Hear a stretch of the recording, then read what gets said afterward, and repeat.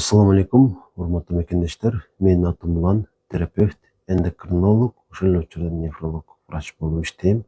Ош шаарындагы жеке клиникалардын биринде мага ушул консультацияга жазылыш үчүн же болбосо мен иштеген ооруканада менин көзүм önүндө жатып дарыланыш үчүн жана ошондой эле дени сак жашоо курсуна катышуу үчүн 0504 44 55 28 номерине WhatsApp аркылуу жазып, андан кийин демек байланышсаңыздар болот. Бүгүн сиздерге эки орчундуу маселе боюнча сүйлөп берейин деп ниеттенип турам. Эгерде эфир учурунда сиздер тараптан кандайдыр бир суроолор келген болсо, өз учурунда аларга дагы жооп берүүгө демек аракеттенмекчимин. Албетте көрүнсөңүздөр болот. Ош шаарында жеке клиникалардын биринде иштейм деп айтып өткөнүмдөй. Демек биринчи эле сиздерге айтып бергим келген нерсе бул демек бардык эле адамдарда боло бербейт, бирок кээ бир адамдарда бар да, бул белги деп коелу. Мисалы үчүн кайсы бир адамдын ашказанынан рак болуп өлгөн болсо, таанышынын дароо ашказанын текшерткен адамдар бар да. Же болбосо мисалы бөйрөгү ооруп, ошондон улам каза болгон болсо, ал дагы барып ушул бөйрөгүн текшерткен адамдар бар. Эми илимий тилде бул кандай аталат билбейм, бирок дал мага келген бейтаптардын арасында дагы дал ушундан жабыркап жүргөндөр бар. Ошону бүгүн айткым келди да. Чындыгында бир эле органдын бир канча оорусу бар.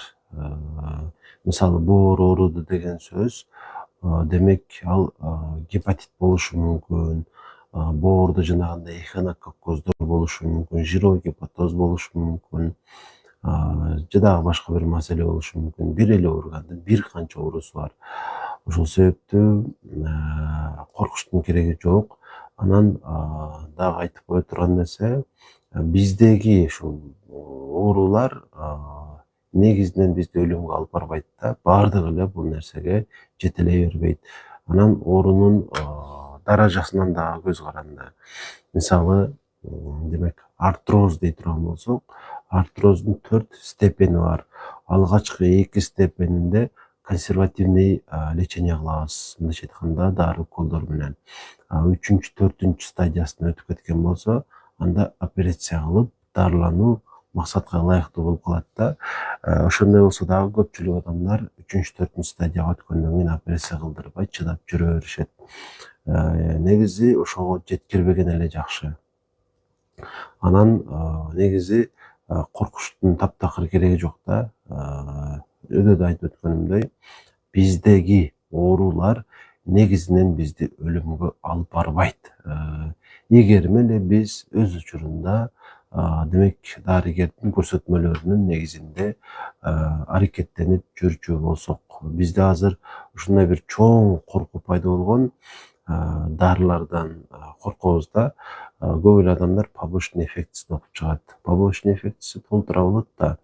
Жана бул побочный эффекти деген нерсе бул ошондой болот деген эмес. Ыктымалдуулук бар. Демек 10 миңден бир адам ошол побочный эффектке дуушар болушу мүмкүн. Калган 999 9999 адамга эч нерсе болбойт. Ошон үчүн сиз дагы ошол тизмедесиз. Андыктан дарылардын побочный эффектисинен коркпоңуздар. Анан кайсы бир таанышыңыздар өтөт айткандай кандайдыр бир оорудан, мисалы тишин жулдуруп ошол канап кетип өлүп калган болсо, бул деген бардыгы ушундай болот деген эмес. Мисалы көздө глаукома бар болсо, ушул нерсе дагы адамдын өмүрүн балким чектеп койсо кандайдыр бир себеп менен, бул бардыгы эле ушул глаукомасы барларда ушундай болот деген эмес. Андыктан оорулардан коркпоңуздар. Андан көрө ар бир учурда кандай аракет сизден талап кылынса, ушул аракеттерге барышыңыздар керек демекчимин. Бул сиздерге бүгүн жеткиргим келген биринчи маселе. Демек, экинчи маселе бөйрөк оорулары тууралуу кыскача маалымат бергим келди. Негизи бөйрөк оорулары боюнча көп эле айтып келем буга чейин. YouTube тармагында ошол доктор Аманбаев деп жазып, ошол жактан көрсөңүздөр болот. Демек, бөйрөктүн баардык оорулары боюнча демек кандайдыр бир маалыматтар берилген да.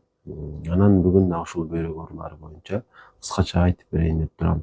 Мындай терминдер бар да: нефротический синдром и нефритический синдром деген эки термин бар. Жана ушул экөөсүнүн айырмасын түшүндүрүп коеюн деп турам. Демек, кайсынысы жеңилирээк деген суроо пайда болушу мүмкүн. Мен нефротический синдромду жеңилирээк деп айтар элем. Анткени жанагы бөйрөктүн канды тазалай турган бөлүгү бар го, клубочковый аппарат деп коет. Ошол нефротический эмес, нефритический деп катуураак жабыркайт да. Ошондуктан көбүрөөк ошол нефротический болгондо азыраак коркушубуз керек. Нефритический болгондо дагы коркуштун кереги жок, көбүрөөк аракет кылышыбыз керек. Ошон үчүн ошол сиздерге коюлган диагноздорду бир катар карап коюшуңуздар керек, эгерде бөйрөгүңүздөр ооруп жаткан болсо. Эми кандай өзгөчөлүктөр бар? Нефротический синдром болгондо, демек сараңыздан кан чыгышы мүмкүн. Бул бир. Экинчиден, демек кан басымыңыз кескин түрдө көтөрүлүшү мүмкүн. Анан заара чыгышы кыйын болуп калат. Балким таптакыр чыкпай дагы калат. Бул ошол нефритический синдромдун негизги күч белгиси болду. Эми нефротический синдром болсо кандай болот? Демек саарабыздан көп өлчөмдө белок чыгат. 3500дөн дагы жогору өлчөмдө белок чыгат. Бул биринчиден. Эгерде белок чыккан болсо, демек кандагы белок азайып кетет. Альбумин ошол анализ тапшырсаңыздар, нормадан аз чыгат. Бул экинчи өзгөчөлүгү болду. Эми нефротический синдромдун үчүнчү өзгөчөлүгү денеде шишик пайда болот. Мына сырткары деле айырмалары бар. Негизги ошол өзгөчөлүктөрү ушундай. Андыктан эгер ушул диагноздор сиздерге коюлган болсо, карап коюшуңуздар керек да. Жана ошол диагнозуңуздарга жараша сиздерде аракет талап кылынат. Анан бөйрөк оорулары чындыгында жеңил болот көбүнчө. Айталы, бөйрөктө туз бар дейли. Бул эң жөнөкөй маселе да. Бөйрөктө киста бар, ашыкча бир тынчсызданууга арзыбайт. Бөйрөктө кичинекей таштар бар болсо дагы булар тынчсызданууга арзыбайт, бирок ар биринин өзүнүн бир дарылануу планы бар. Ошого жараша дарыланып коюшуңуздар керек болот. Өз учурунда врачтын жазган дарылары менен, балким кошумча шарттарды аткарып коюш керек. Ошондо Кудайым буйрса жакшы жүрө бересиздер. Анан олуттуу оорусуна кабылсаңыздар, өдүдө айткандай, нефротический синдром же болбосо нефритический синдром болуп калса, гломерулонефрит болуп калса, анда дарылануу үзгүлтүксүз болот, дайыма болот. Сиздердин ушул аткарышыңыздар керек болгон эң маанилүү нерсе бул үйрөнүү да. Өзүңүздөрдүн ооруңуздар тууралуу көбүрөөк маалымат алышыңыздар керек. Интернеттен эмес, ошол врачтардын менен жүзмө жүз олтуруп, врачка ар жолу бараарда 4-5 суроолоруңуздар болуш керек, маанилүү суроолор. Негизинен ушул маалыматтарды сиздерге бүгүн жеткиргим келди. Кошумча айта турган сөзүм жок. Эгерде сурооңуздар болсо, комментарийге жазыңыздар. 3 мүнөт күтөйүн. Эгер 3 мүнөттүн ичинде суроо келбей турган болсо, анда эфирди жыйынтыктай берсем болот.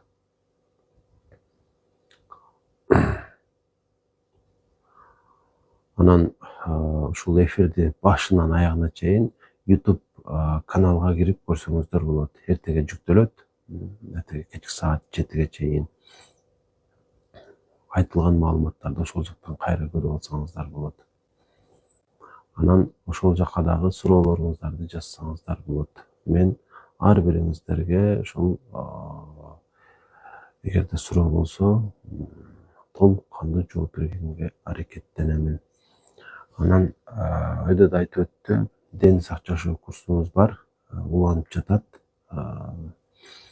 Ал демек ден соолукту кантип жакшыртса болот деген суроого жооп берет. Ар кандай ооруларга байланыштуу демек ушул сөз тармактардан берилбеген маалыматтарды айтып өтөм. Албетте ошол төлөмүн кылып андан кийин катыша аласыздар. Өзүңүздөр жакшы билесиздер, онлайн консультацияда алып келемин. Өзүңүздүн маселеңизди кенен айтып бергиңиз келсе, анда демек эмне кылсаңыз болот? Мен айткан ушул төлөмдү кылып, башында айткан номерге байланышкандан кийин анан сүйлөшө алабыз. Демек номерди дагы бир ирет кайталап кое берейин. 0504 44 55 28. Сурооңуздар болсо жазыңыздар.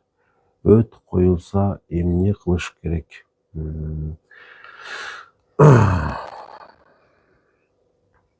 Урсосан деген таблетка бар. Урсосан, то есть таблетка эмес, капсула түрүндө болот. Бардык эле аптекалардан таба аласыздар. Урсосан деген жок болуп калса, ордуна урсокапс деген бар. Ошону алсаңыздар дагы болот. 2 түрдүү дозасы бар. 250 мг, 500 мг. Сиздер 250 мг дозасын аласыздар. 1-3 маал ичесиздер. Тамактын аркасынан ичесиздер. Сүрүп 3 айга чейин ичсеңиздер жакшы болот. Кудайым буйрса, өтүңүздөр абдан сонун иштеп калат. Кошумча шарт, демек 2 нерсени айта аламын. Биринчиден, ар жолу тамактанган учурда ашыкча тоюнуудан алыс болуңуздар. Ошондо өтүңүздөр деги эле организмиңиздер кыйналбайт. Экинчиден болсо, ашыкча майлуу азыктардан чектелиш керек. Көп жей бербеш керек да.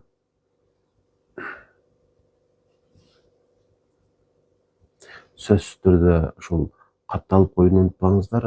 TikTok'то көрүп жаткан болсоңуздар, TikTok'то, YouTube'га жүктөлгөндөн кийин YouTube'га дагы катталып коюшту унутпаңыздар.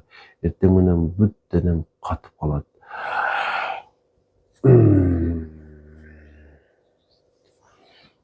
Катып калат дегениңиз ошондо кандай болуп калат? Шишип каласызбы? Общий анализ кровь, общий анализ моча, ТТК, ушул 3 анализди тапшырыңыз. Каалаган лабораторияңызга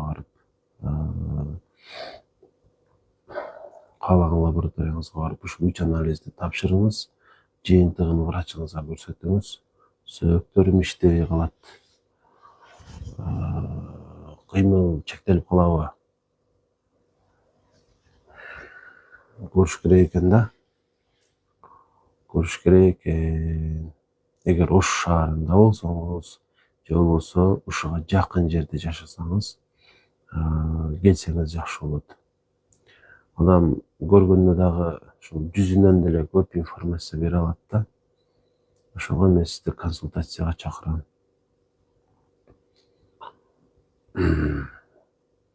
Ошол жана айткан анализдерди тапшырып көрүңүз. Общий анализ кровь, общий анализ моча, ТТК, мындан сырткары витамин Д'га дагы анализ тапшырып көрүңүз да. Ушулардын жыйынтыгын мага WhatsApp'тан жөнөтүңүз, өйдө айткан номерге. Видеону аркага түрдүрүп карасаңыз, мен номерим айтканмын, жазып аласыз дагы ошол жака жөнөтүңүз. Жок, тилекке каршы азырча планым жок. Телефон аркылуу деле сүйлөшө алабыз. Жардам берем албетте, колдон келишинче.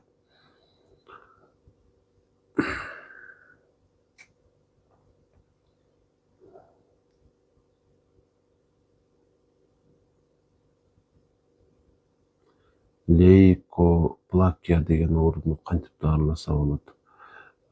Чынын айтайын, мен муну жакшы билбейт экенмин. Кандын оорусу болсо керек, мен адашпай аткан болсом.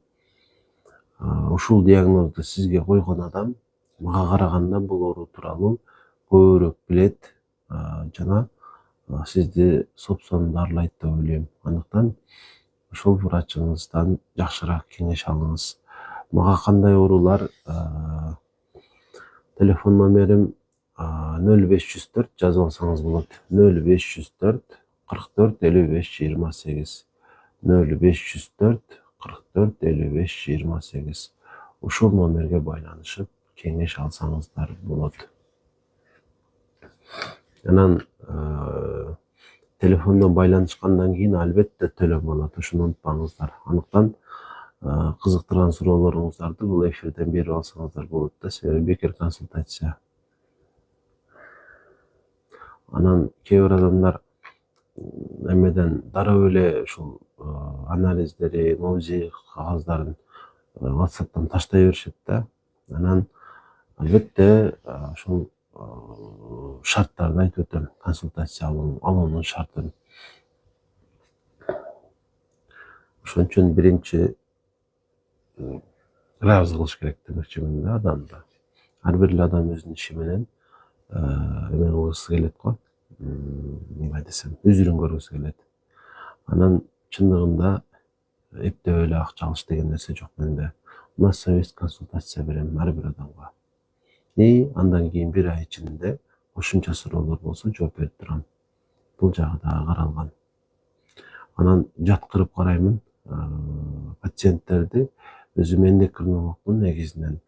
Гормоналдык оорулар боюнча, бул өзүңүздөр жакшы билесиздер, кант диабети, бүгүнкү күндө эпидемия бүтүн дүйнө боюнча кенен таркалган. Биздин өлкөдө дагы ушул азыркы күндө ар бир айылда жок дегенде бирден экиден кант диабетинин жабыркаган бейтаптары бар.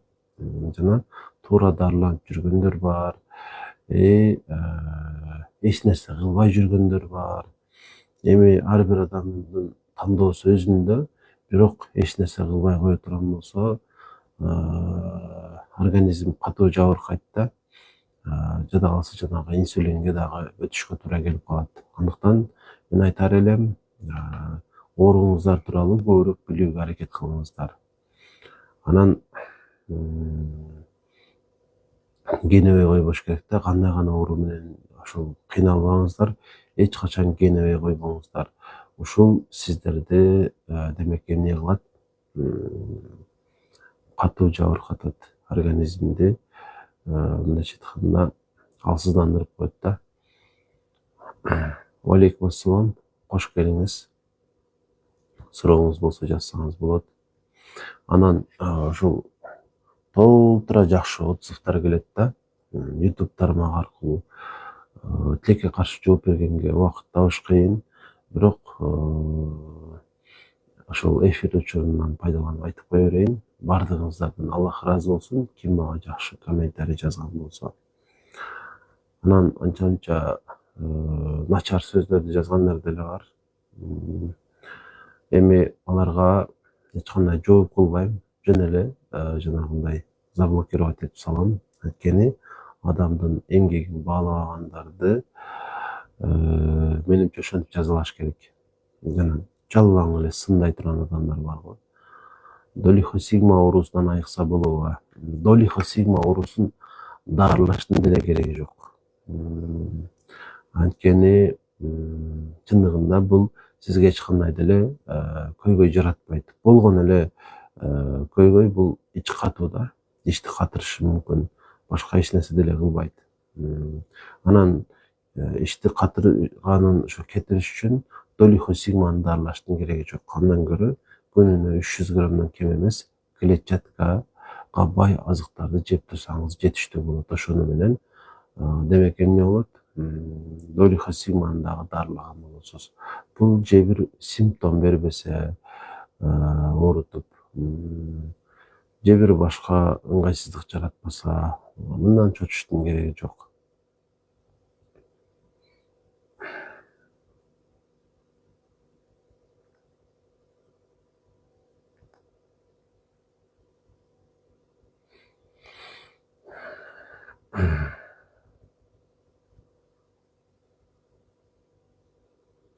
Анан көпчүлүк бейтаптарга айтат элем, бир жолу консультацияга келгенден кийин экинчи жолу дагы келиңиздер.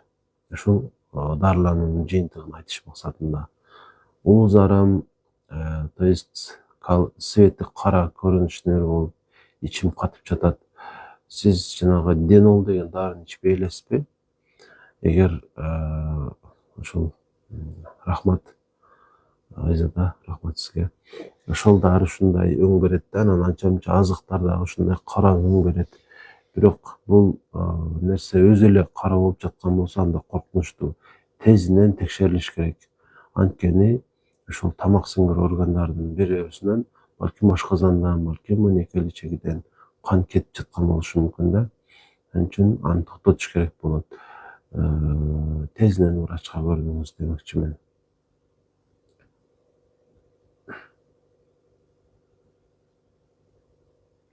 Анан ар бирибиз умтулушубуз керек билимди өркүндөткөнгө. Анткени ушул көп эле проблемалар илимсиздиктен келип чыгат да. Ар бир нерсенин өзүнүн илими бар. Ошол катары ден соолуктун дагы. Туура булактардан маалымат алыш керек. Ден соолукту коргоо үчүн, сактоо үчүн, жакшыртуу үчүн. Менимче ушул Алейкум ассалам эфир жетиштүү болсо керек бүгүнкүгө. Алдыңкы күндөр Кудай буйрса дагы эфир кылабыз. Коруткун убактыңыздарга ыраазы болуңуздар.